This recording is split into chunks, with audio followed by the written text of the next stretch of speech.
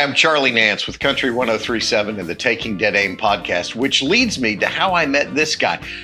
Chris Beeman or B-Man. Everybody knows B-Man in golf. If you're in golf in the Charlotte area, you know the name B-Man. You probably don't know it's Chris Beeman. How long have we known each other?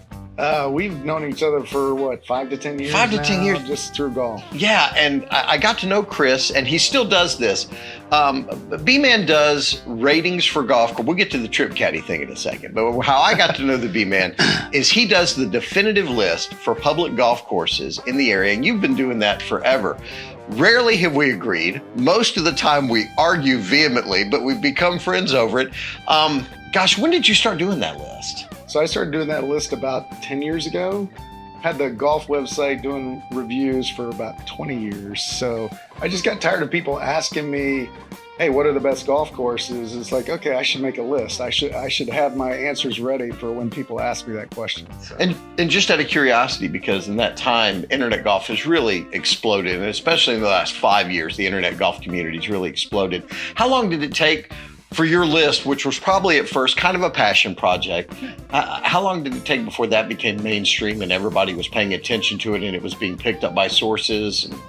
Yeah, so, I've had my social media accounts for 15 years or so. And so I think people started to find my website for golf reviews. And so it was word of mouth, really. People started, talking about, hey, if you need to know where to play, go to this guy's website. And Axios Media noticed it probably about 5 or 6 years ago, and they sent me a message and said, hey, we'd like you to write an article about your top 10 golf courses. So I said, sure. Did you know that it was taking off when you started to get complaints from people who run golf courses? Oh, yeah. I have a few of the golf course managers. We have a mutual friend that likes to reach out to me every year when his course doesn't quite show up in the spot that he wants it to. We haven't done this year's list. We're doing it this week on the show, by the way. Boy. But did he show up on the list this year? Nope. Another bad year. Tough conversation. So I got to know you over the list, and like I said, we still talk about it. And you and I have become friendly. We play golf from time to time, have mutual friends. But talk to me about TripCaddie, because this is a relatively new venture for you. Yeah. So about 5 years ago, I was rebranding, redesigning my website, and really looking for companies that I could partner with to do kind of golf influencing, kind of making that turn from just golf course reviewer to more of an influencer. Stop right there real quick, because this has become such a thing. It's one thing to say, okay, I want to become a golf influencer. One, what was your method of operation? And two, how long did it take before you felt like you were actually considered one? Yeah, I think it was the clout, right? It's like when people get to know your content and they trust it and it's useful to them, that's when you get real followers. Was there a threshold of followers? I think 5,000 is probably a threshold where between kind of your social media and your email reach and your website reach, right? If you're in that 5 to 10,000 range, then people are taking notice and people are trusting what you tell them, and they're following you to see where to play or what to buy and things like that. So you went with the rebranding, and then what was your... Yeah, so I reached out to John Morris, who's the president of TripCaddie, and he really needed someone to help him with marketing and technology, website stuff, all stuff that I was good at and had done with my own golf website. And so started working with him, and then I got into more of the actual planning and sales for the golf trips that we do. So TripCaddie does big group golf trips to the nation and the world's best golf resorts. So places like Bandon Dunes and Pebble Beach and Pinehurst Resort. And we've got a product that we sell is a ready-made golf trip where we have booked the tee times and the rooms at one of these wonderful golf resorts. And so if the dates fit for your group, you just have to sign up and book that package, and your planning is done. All right, B-Man. So you're playing all this golf. You're going on all these trips. You and I, we play an abnormal amount of golf.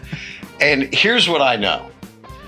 As each calendar year rips off, the morning after playing 36 holes of golf, or even walking 18 holes of golf at a place like Sand Valley, where the terrain is very hard, the aches and pains start to take their toll, and golfers have bad knees, bad elbows, bad shoulders, bad backs.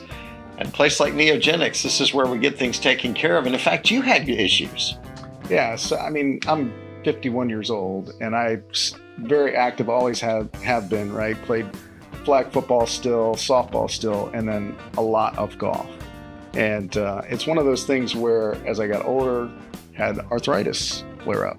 My back, my hands, my neck. And so I was having to do the typical things you do to kind of cope with that, right? Maximum dosage of ibuprofen in the morning and the evening.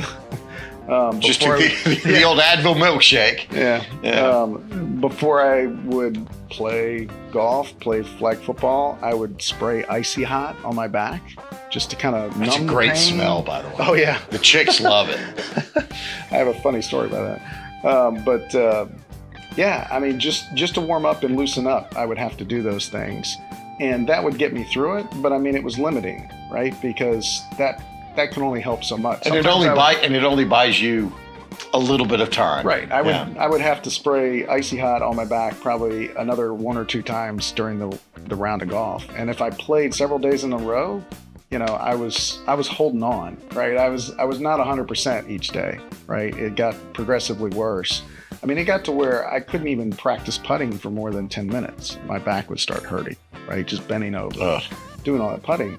And so I was like, is there a solution to this? And so I went and talked to Dr. A here at NeoGenix's, and he said they see a lot of people with the same kind of aches and pains that I had with arthritis pain, not only for my back, but also my hands, because I've jammed every finger on both hands, I think at least once or twice playing football. Mm-hmm. And so that's not good for golf, right? Right.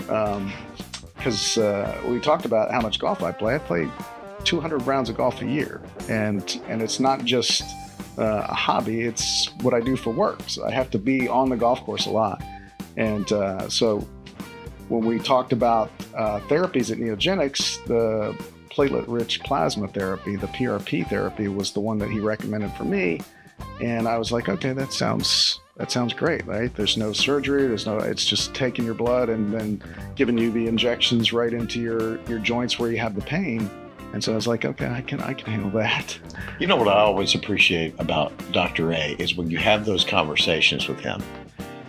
Anytime you're doing a medical procedure, you want to have someone talking to you who puts you at ease, because they look at you like, okay, I've been there, I've done that, I've got the t-shirt. What you have is not something I haven't seen 10,000 times. And that to me is so reassuring from the start. And when he looks at you and says, hey man, we got this. And then it turns out, you know what? He had this.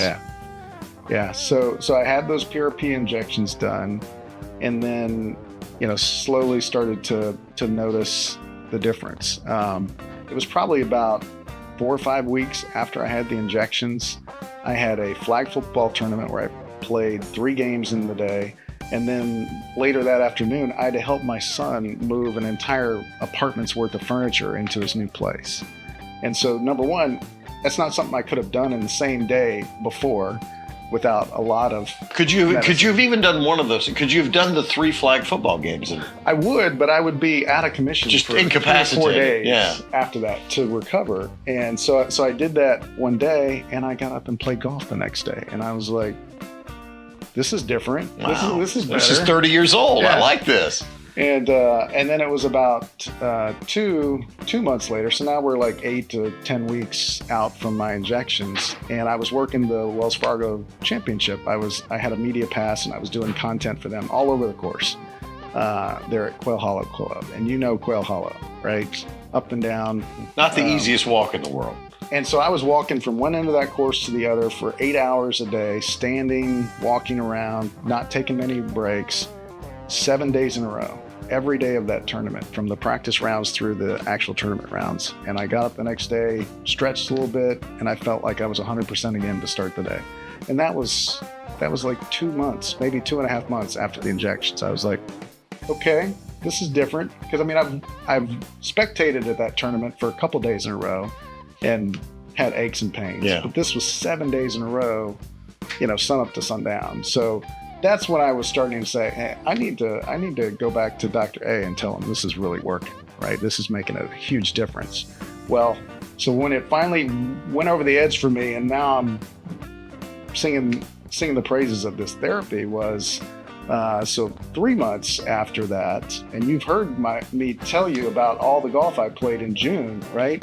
I played 20 days out of 30 days in June, and there was a stretch where I played 8 days in a row of golf and over 300 holes of golf in 8 days.